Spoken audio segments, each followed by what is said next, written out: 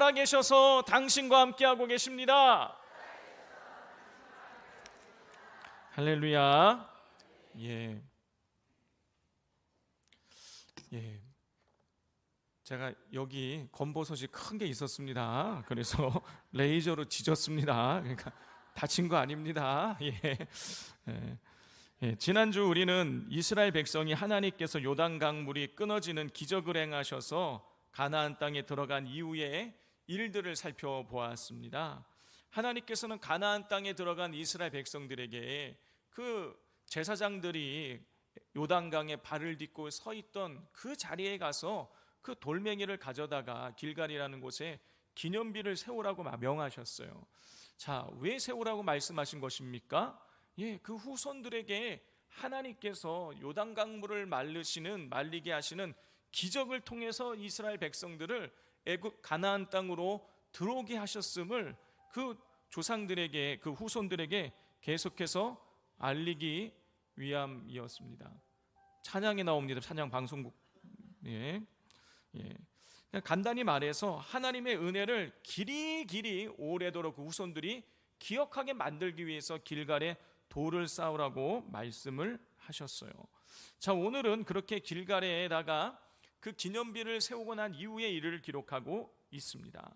자, 이스라엘 백성들이 가나안 땅에 들어올 때에 요단강물을 하나님께서 말리셔서 마른 땅이 되게 하셔서 그 강을 건너오셨다는 이 소식이 당연히 그 가나안 땅에 있는 사람들에게 전해지게 되었습니다. 그 소식을 듣고 가나안 사람들이 이런 반응을 보였어요. 우리 1절을 같이 한번 읽어보겠습니다.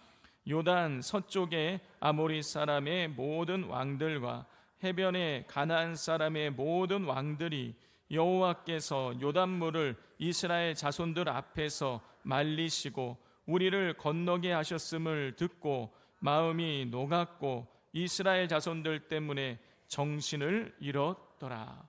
하나님께서 요단강물을 말리시고 이스라엘 백성을 가나안 땅에 들어오게 하셨다는 이 소식이 전해지자 가나안의 사람들은요, 두 가지 반응을 보였습니다. 첫 번째는요, 마음이 녹아내렸어요. 마음이 녹아내렸다는 뜻은 무엇입니까? 두려움, 심각한 두려움에 빠지게 되었다라는 거예요. 자, 그런데 오늘 1절을 보면 왜 마음이 녹아내렸다고 기록을 하고 있습니까? 여호와께서 요단물을 이스라엘 자손들 앞에서 말리시고 우리를 건너게 하셨음을 듣고 마음이 녹았다고 기록이 되어져 있어요. 그러니까 가나안 백성들이 마음이 녹아내린 이유는 하나님께서 요단강의 기적을 이스라엘에게 베푸셨다라는 사실을 알게 되었기 때문이에요. 자, 그리고 두 번째 보인 반응은 정신을 잃는 것이었습니다. 1절 마지막에 보면 이스라엘 자손들 때문에 정신을 잃었더라. 여기서 이 정신을 잃었더라를 원문을 직역을 해보면 다시는 정신이 결코 잊지 않았다. 그러니까 정신을 못 차릴 정도가 되었다라는 거예요. 너무너무 큰 충격을 받고 두려움 가운데에 휩싸이게 되었다라는 것입니다. 자, 그런데 가나안 백성이 정신을 잃은 이유가 무엇 때문이라고 기록을 하고 있습니까? 이스라엘 자손들 때문에 정신을 잃었더라. 이스라엘 자손들 때문에 정신을 잃었어요.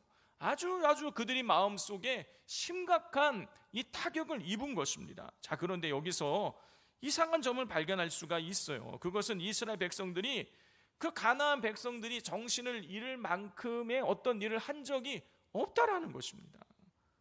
그냥 그럼에도 불구하고 왜 이스라엘 백성이 특별한 행동을 한 게 없음에도 불구하고 왜 가나안의 백성들이 이스라엘 백성들 때문에 정신을 잃게 된 것일까요? 여러분, 그 이유는 무엇입니까? 요단강 사건으로 하나님께서 이스라엘 백성과 함께 하신다라는 것을 알게 되었기 때문이에요. 하나님이 이스라엘 백성들과 함께 한다는 사실을 알게 되고 난 이후에 이스라엘 백성들을 생각하면 정신을 잃을 정도로 그들이 두려움을 갖게 된 것입니다. 자, 그런데 성도 여러분, 이게 이스라엘 백성들 보고 두려움을 느끼는 것이 당연한 일처럼 여겨지면 그렇지 않습니다. 약 39년 전에는요 이스라엘 백성들이 가나안 백성들 때문에 정신을 잃을 지경이 되었었어요. 자, 가나안 정탐을 다녀온 사람들 이야기 아시잖아요. 벌써 몇 번을 하지 않습니까? 갔다 와서 보고하잖아요. 거기에는 네피림의 후손, 아낙 자손, 거인들이 있다. 그 거인들 보기에는 우리는 메뚜기와 같은 존재다. 이렇게 보고를 하죠. 자, 그 보고를 들은 이스라엘 백성들이 이렇게 반응을 보였습니다. 민수기 14장 1절부터 3절 말씀이에요. 온 회중이 소리를 높여 부르짖으며 백성이 밤새도록 통곡하였더라. 이스라엘 자손이 다 모세와 아론을 원망하며 온 회중이 그들에게 이르되 우리가 애굽 땅에서 죽었거나 이 광야에서 죽었으면 좋았을 것을 어찌하여 여호와가 우리를 그 땅으로 인도하며 칼에 쓰러지게 하려는가? 우리 처자가 사로잡히리니 애굽으로 돌아가는 것이 낫지 아니하리라. 그들 보기 우리는 메뚜기 같은 존재다라는 이야기를 듣고 이스라엘 백성들이 보인 첫 번째 반응이 뭐냐? 밤새도록 통곡하는 거예요. 잘못됐다 이거죠. 이제 죽었다 이겁니다. 그리고 두 번째 반응은 뭡니까? 아론과 모세 그리고 여호와 하나님을 원망하는 거였어요. 세 번째 반응은 뭐냐? 차라리 죽을 거면 우리 그냥 애굽으로 돌아가자는 거예요. 자, 성도 여러분, 이스라엘 백성들이 밤새도록 통곡하고 모세와 아론과 하나님을 원망하고 애굽으로 돌아가려는 마음을 품었다라는 얘기는 무슨 뜻인 것입니까? 이스라엘 백성들이 가나안 백성들 때문에 너무너무 심각한 두려움에 빠지게 되었다라는 것을 보여주고 있는 거예요. 자, 그런데 약 39년이 지난 이후에는 지금 거꾸로 이스라엘 백성이 두려워하던 가나안 백성들이 이스라엘 백성을 두려워하고 있는 거예요. 여러분, 뭐가 차이일까요? 39년 전과 지금과 뭐가 달라진 것입니까? 단 한 가지가 달라졌어요. 뭡니까? 이스라엘 백성이 하나님과 함께하고 있다는 것이에요. 하나님은 늘 이스라엘 백성들과 함께하고 있었지만 이스라엘 백성이 하나님과 함께하지 않으니까 그들은 39년 전에 가나안 백성을 두려워할 수밖에 없었는데 이제는 하나님이 나와 함께 하신다는 사실을 알게 되니까 더 이상 두려워하지 않게 된 거예요. 성도 여러분, 39년이 지나면서요, 이스라엘 백성의 군사의 수가 더 늘어난 것이 아니에요. 성경을 읽어보면 이 출애굽 8대에 20세 이상으로 전쟁에 나갈 만한 군사의 수가 60만 3,550명이었어요. 그리고 40년이 지난 이후에 20세 이상으로 전쟁에 나갈 만한 사람의 수를 계산해 보았더니 몇 명이었습니까? 60만 1,730명이었어요. 오히려 비슷하지만 숫자가 미세하게 줄었어요. 군사의 수는 더 줄었습니다. 그러면 이스라엘 백성들이 어떤 특별한 무기를 갖고 있었던 것일까요? 거북선처럼 임진왜란때 맹활약했던 거북선과 같이 아주 탁월한 무기를 갖고 있었냐? 그것도 아니에요. 그러면 어떤 특별한 군사훈련을 받았느냐? 그것도 아닙니다. 달라진 것이 아무것도 없어요. 군사의 수는 오히려 더 줄어들었고요, 특별한 무기도 없고요, 특별한 훈련 받은 것도 없어요. 그런데 1세대는 그렇게 가나안 백성을 두려워했는데 출애굽 지금 2세대는 가나안 백성이 출애굽 2세대를 두려워하고 있는 거예요. 여러분, 그렇게 변하게 된 이유는 뭐냐? 이스라엘 백성이 하나님과 함께하는 삶을 살고 있었기 때문이에요. 보다 구체적으로 말씀을 드리면 이스라엘 백성들이 하나님께 순종하면서 하나님과 함께하는 삶을 살았기 때문인 것입니다. 성도 여러분, 우리는요 연약합니다. 세상의 세파에 시달려서 이리저리 나뒹굴고 하는 것이죠. 세상을 두려워하게 되고 세상 앞에 굴복할 때가 우리가 많이 있습니다. 그러나 하나님께서 이 연약한 우리와 함께 해주시면 여러분, 우리의 삶은 얼마든지 달라질 수가 있습니다. 왜냐하면 하나님이 우리와 함께 하시면 우리의 약함이 하나님의 강함이 드러나는 통로가 되기 때문인 것입니다. 자, 우리의 약함은요 하나님의 강함이에요. 그러므로 날마다 하나님께 내 삶을 드리고 하나님이 나의 약함을 통해서 역사하시도록 우리의 삶을 하나님께 온전히 내어드리기를 힘쓰실 수 있기를 바랍니다. 자, 이렇게 가나안의 백성들은 기적을 행하시는 여호와 하나님으로 인해서 마음이 녹아내렸고 하나님이 함께 하시는 이스라엘 백성들로 인해서 정신을 잃을 정도로 두려움 가운데 빠져 있었습니다. 자, 그렇다면 여러분, 전쟁은 사기이지 않습니까? 전쟁은 사기예요. 여러분, 숫자가 작아도요, 사기가 충천하면은요, 싸워 이길 수가 있는 것입니다. 자, 그런데 가나안의 백성들이 그렇게 마음이 녹아내리고 정신이 혼미할 정도로 두려운 가운데 빠져 있으니 이제 빨리 한시라도 빨리 가서 지금 빨리 가가지고 전쟁을 해서 그들을 무찌르는 것이 훨씬 이득인 상황인 거예요. 자, 그런데 이런 상황에서 하나님께서 너무나 뜻밖의 명령을 이스라엘 백성들에게 내리십니다. 우리 2절을 같이 한번 읽겠습니다. 그때에 여호와께서 여호수아에게 이르시되 너는 부싯돌로 칼을 만들어 이스라엘 자손들에게 다시 할례를 행하라 하시매. 예, 하나님께서요 할례를 행하라라고 말씀하고 있어요. 남자의 생식의 끝을 잘라내는 할례를 행하라는 거예요. 여러분, 이 요즘 아주 그 날카롭게 잘 만들어진 그 칼을 가지고 할례를 행해도요, 여러분 아픕니다. 일주일 정도는요 제대로 걸을 수가 없어요. 그런데 오늘 본문에 보면 어떤 칼로 할례를 행하라고 기록하고 있습니까? 부싯돌로 칼을 만들어. 여러분, 제대로 듣지 않아요. 이게 거의 뜯어내는 수준인 것이죠. 그러면은요, 여러분, 이건 일주일이 아니라 몇 주 동안 제대로 걸을 수가 없는 상황이 되는 것이죠. 자, 그런데 하나님께서요 지금 전쟁을 앞두고 있는 상황 속에 할례를 행하라는 거예요. 성도 여러분, 조금 전에 우리는 1절을 말씀을 나누면서 가나안의 모든 백성들이 마음이 녹아내리고 이스라엘 백성들로 인하여서 정신이 혼미할 정도로 두려움 가운데 빠져 있었다고는 말씀을 나누었어요. 그런데 여러분, 만약에 이스라엘 백성들 전체가, 군사들 전체가 지금 할례 받아서 제대로 움직일 수 없다라는 사실을 알게 되면요, 이거는 상황이 완전히 달라지게 되는 거예요. 여러분, 만약에 할례 받고 이스라엘 백성들이 제대로 움직일 수 없는 상황 속에 가나안 백성들이 쳐들어오면은요, 이거 몰살 당하는 것입니다. 자, 이게 허풍이 아닌 거예요. 여러분, 창세기를 보면 야곱이 삼촌 라반의 집에 있다가 돌아오지요. 고향 땅으로 돌아오고 나서 세겜이란 지역으로 가게 되는데, 세겜 땅에 이 야곱의 딸 디나가 갔다가 성폭행을 당하게 됩니다.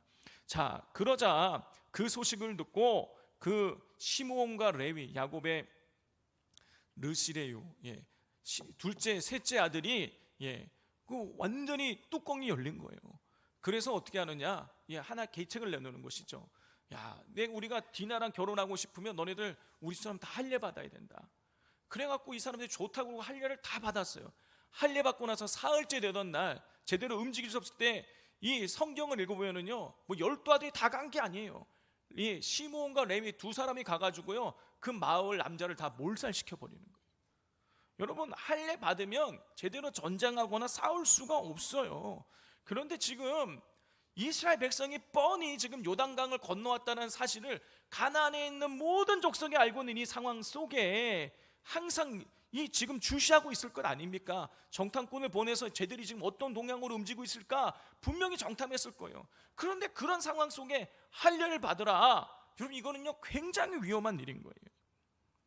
그런데 하나님은요 할례를 받으라는 거예요. 성도 여러분, 할례가 언제 처음 행해졌습니까? 하나님께서 아브라함과 언약을 맺으시면서 할례를 받으라 그랬어요. 할례를 받으라는 이유는 뭐냐? 이 할례가 하나님의 언약 백성임을 증거하는, 확증하는 표징이었어요. 그러니까 할례는 하나님의 백성이라는 그런 표징이었습니다. 자, 그런데 하나님께서 이제 막 가나안 땅에 들어간 이스라엘 백성들에게 할례를 받아서 하나님의 백성임을, 언약 백성임을 몸에 그 증거를 지니라는 거예요.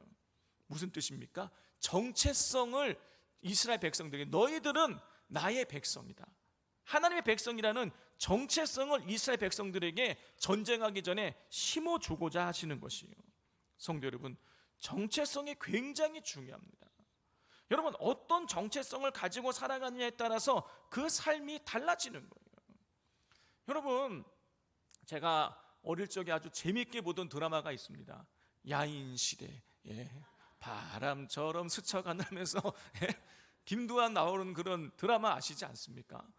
김두한의 그 어린 시절을 보면 뭐 아주 그 아버지가 누구인지도 모르는 상태에서 버림받아가지고 막 그 시장통을 굴러다니면서 막 주워 먹고 막 돈도 훔치고 뭐 식당에서 밥 먹고 도망가고 그러다가 걸려서 맞고 막 이런 뭐 그냥 양아치 같은 삶을 그냥 살았어요.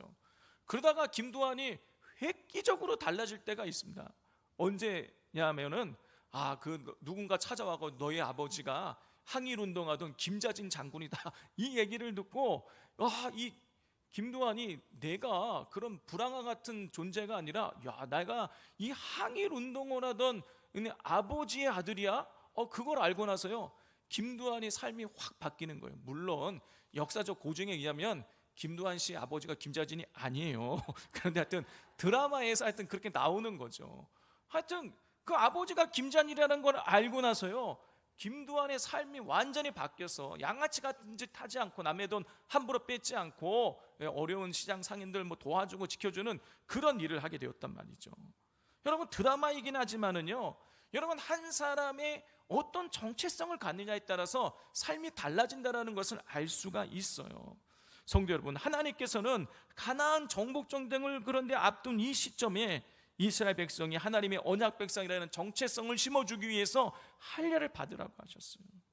그를 통해서 왜 그 정체성을 그렇게 심어주신 것일까요? 그 땅이 너무너무 영적으로 혼탁해하기 때문인 거예요. 그 땅에 바알과 아세라를 비롯해서 온갖 사이비 우상들이 득실득실 되니까 그들에게 동화되지 말라고, 그들에게 물들지 말라고 너희들은 하나님의 백성이라는 정체성을 몸에 지니고 간직하도록 정체성을 지키게 만들기 위해서 할례를 받으라고 하신 것이죠. 성도 여러분, 우리도 정체성을 잘 지켜나가야 됩니다. 여러분, 이스라엘 백성이 가나안 땅에 들어가던 때와 지금과 다를 바가 하나도 없어요. 여러분, 오히려 지금이 더 혼탁한 것 같아요. 지금 여러분 온갖 사이비 이단들과 샤머니즘과 태폐향락 문화가 여러분 판을 치고 있습니다. 얼마나 타락되어 있는지 몰라요. 휴대폰을 통해서 아이들이 이 휴대폰을 보고요 이 성관계를 맺는다는 거예요. 초등학교 지금 4학년 이런 애들이 그걸 보고 성관계를 맺는 거예요. 말도 안 되는 시대를 우리가 살아가고 있습니다. 여러분, 그러므로 이 혼탁한 세대를 지금 살아가고 있는 이때에 내가 하나님의 자녀라는 사실을 늘 기억하면서 바르게 하나님 말씀에 순종하며 살아가실 수 있기를 바랍니다. 우리 옆에 분들에게 말씀해 주십시오. 당신은 하나님의 자녀입니다. 자, 이렇게 하나님께서 할례를 명령하셨고 그래서 이스라엘 백성들은 할례를 받았습니다.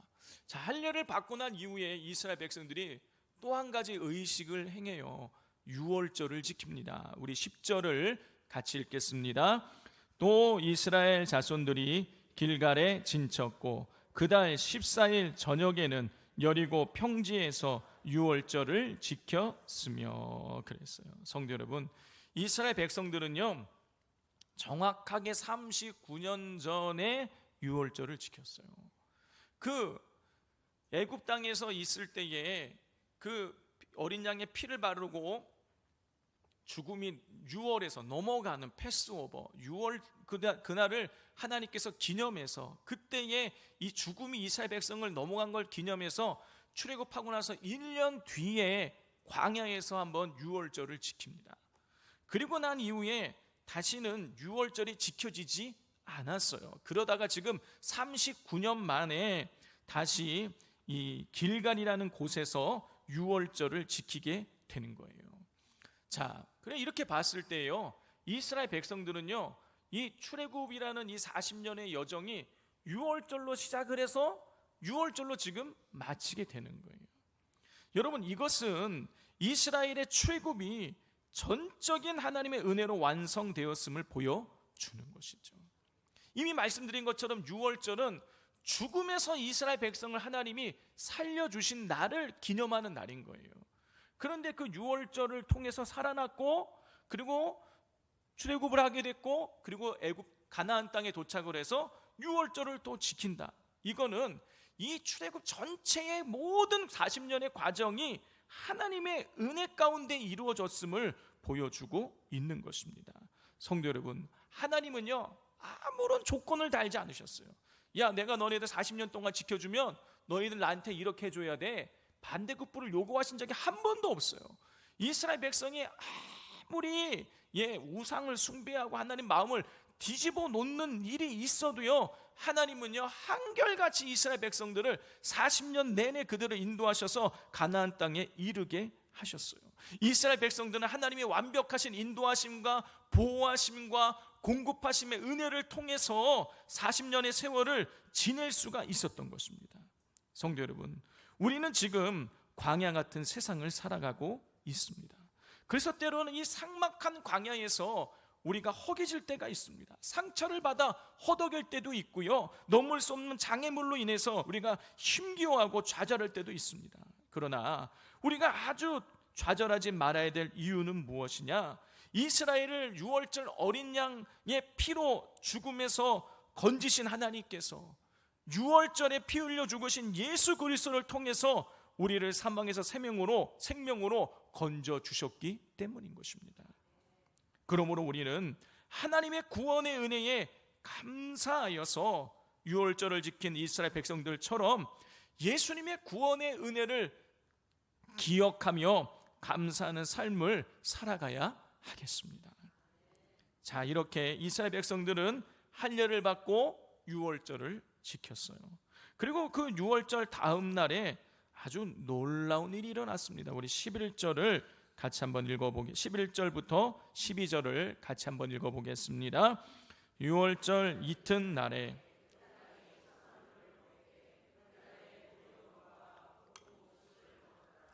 또 그 땅에 소산물을 먹은 다음 날에 만나가 그쳤으니 이스라엘 사람들이 다시는 만나를 얻지 못하였고 그 해에 가나안 땅에 소출을 먹었더라.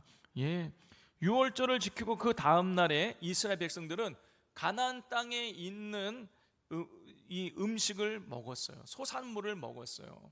자, 이스라엘 백성들이 이 요단강을 건너올 때에는요, 그 추수할 때였어요. 추수할 때.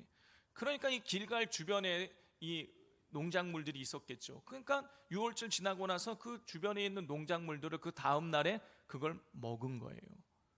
자, 그리고 나서 그 소출을 그 땅에 있는 가나안 땅에 있는 소산물을 먹은 그 다음 날에 어떻게 됐냐? 만나가 그쳤다고 성경이 기록하고 있습니다. 성도 여러분, 이스라엘 백성이 40년 동안 광야 생활하는 내내 만나가 그친 적이 한 번도 없어요. 안식일에는 내리지 않았지만은요, 그걸 제외하고는요 늘 만나가 내렸어요. 그냥 나가면 먹을 게 있었어요. 우상 숭배하고 온갖 하나님을 속 뒤집어 놓는 일을 해도요, 하나님은요 한결같이 만나를 내려주셨어요. 그들이 배고프지 않도록 하나님께서 그들을 인도해 주셨습니다. 그런데 어찌된 일인지 지금 가나안 땅에 딱 들어가서 그 땅의 소산물을 먹고 난 그 다음 날에 만나가 딱 그친 거예요. 자, 성도 여러분, 하나님께서 광야에서 이스라엘 백성들에게 만나를 공급하신 이유는 광야에 먹을 것이 없었기 때문이에요. 그런데 이제 이스라엘 백성들은 가나안 땅에서 그 땅에 나는 것들을 먹을 수 있게 되었습니다. 자, 이것은 이스라엘 백성이 이제 땀 흘리며 농사를 지으면 얼마든지 먹을 것을 추수할 수 있다는 것을 보여주는 것이에요. 따라서 가나안 땅에 들어가서 그 땅의 소산물을 먹은 다음 날에 만나가 그쳤다라는 것은 이스라엘 백성이 가나안 땅에서 열심히 땀 흘리며 최선을 다하는 삶을 살아가야 된다라는 것을 보여주고 있는 것이에요. 성도 여러분, 하나님께서 이제 젖과 꿀이 흐르는 가나안 땅에 들어갔으니 너희들 먹고 놀아라 이렇게 하지 않으셨어요. 땀 흘리며 열심히 일을 하도록, 농사를 짓도록 하나님께서 그렇게 지금 요구하고 계시는 거예요. 여러분, 이거는요 구원받은 하나님의 백성들에게 시사하는 바가 매우 큽니다. 자, 영적으로 우리가 해석을 해보자면 이 가나안 땅은 하나님 나라와 구원을 상징하는 거예요. 자, 그런데 하나님께서 이 가나안 땅에 들어간 이후에 이스라엘 백성들이 땀 흘려 열심히 농사하며 일을 하게 하셨다. 이것은 전적인 은혜로 구원받은 하나님의 백성들이 최선을 다해서 믿음의 경주를 이어나가야 된다라는 것을 보여주는 것입니다. 자, 그런데 이런 분들이 계세요. 나는 예수 믿고 구원받았으니까 이제 됐어 하면서 그 신앙의 여정을 더 이상 걸어나가려고 하지 않으시는 분들이 계세요. 그러나 이것은 하나님 기뻐하시는 모습이 아니죠. 우리 구원받은 우리는 매일매일 그 구원의 감격 속에서 구원받은 자로서 성숙해져 가야 되는 것입니다. 자, 빌립보서 2장 12절입니다. 그러므로 나의 사랑하는 자들아, 너희가 나 있을 때뿐 아니라 더욱 지금 나 없을 때에도 항상 복종하여 두렵고 떨림으로 너희 구원을 이루라 그랬어요. 사도 바울은요, 감옥에 갇혀서 빌립보 성도들에게 편지를 하면서 자신이 있을 때뿐만이 아니라 바울이 없는 지금도 항상 하나님께 복종해서 두렵고 떨림으로 너희 구원을 이루라고 말하고 있어요. 여기서 구원을 이루란 얘기는요, 그들 안에, 이 빌립보 교회 공동체 안에 이기심이나 불화 등을 없애고 영적으로 성숙해져 가라, 그런 뜻인 거예요. 성도 여러분, 우리는 원래 죄인이었습니다. 그런데 하나님께서 예수님의 그 십자가의 은혜로 우리를 의롭다고 인정해 주셨어요. 우리를 그냥 의롭다고 인정해 주신 거예요. 여러분, 그게 칭의예요. 우리 모두는 칭의 된 사람들이에요. 자, 그런데 여러분, 이 칭의가 너무나 놀라운 은혜이긴 하지만 여러분, 구원받은 것으로 끝나서는 안 됩니다. 칭의에 머물면 안 되는 거예요. 여러분, 그 다음 단계로 나가야 돼요. 현재적 구원을 상징하는 성화의 단계로 나아가야 됩니다. 여러분, 성화란 죄악된 나의 옛 본성을 벗어버리고 하나님을 향한 거룩한 새 사람을 덧입는 거예요. 다시 말해서 죄사함을 얻고 구원받은 사람이 하나님의 거룩한 성품을 닮아가는 과정이 성화의 과정인 거예요. 여러분, 우리의 종착지는 이 땅이 아닙니다. 하나님 나라예요. 이 땅은 우리가 나그네에서 거쳐가는 것에 불과합니다. 그러므로 하나님의 백성인 우리는요, 하나님 나라 가는 그날까지 하나님의 구원에 감사하면서 옛 본성을 벗어버리고 거룩한 성품을 닮아가기 위한 영적 성숙을 향한 믿음의 경주를 계속해서 이어나가야 됩니다. 성화로 나아가야 돼요. 여러분, 성화되지 않으면 여러분 제자리 걸음하는 것입니다. 여러분, 성인 아이라는 말 아시잖아요. 여러분, 신앙생활 40년 50년 했어요. 그런데 성화되지 않으신 분들은요, 신앙이요, 연조는 오래됐지만 그 상태는요, 칭의 상태, 그냥 완전히 어린아이 상태에 머물러 있는 거예요. 이건 마치 어린아이들이요, 이제 겨우 일어나갖고 몇 발자국 자기 스스로 걷게 된 거예요. 이걸 칭이라고 할 수 있어요.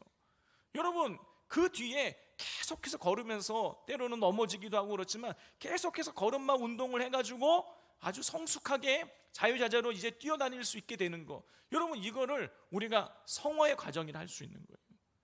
여러분, 힘들고 어렵지만 우리는 하나님의 성품을 닮아가도록 끊임없이 이 성화의 과정을 우리는 밟아 나가야 되는 것입니다.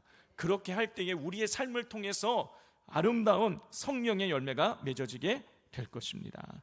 이 시간 말씀을 기억하면서 함께 찬양하도록 하겠습니다.